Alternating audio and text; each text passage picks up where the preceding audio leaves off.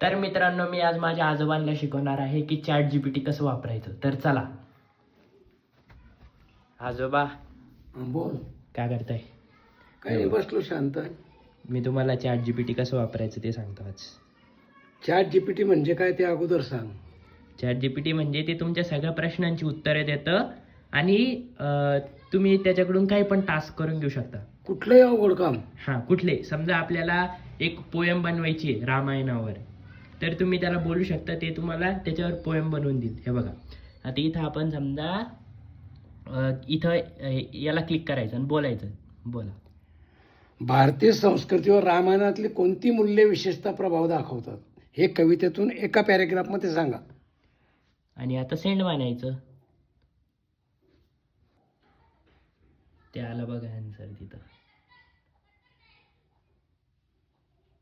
कळालं? अरे फार छान मूल्य सांगितली त्यांनी तर. हो.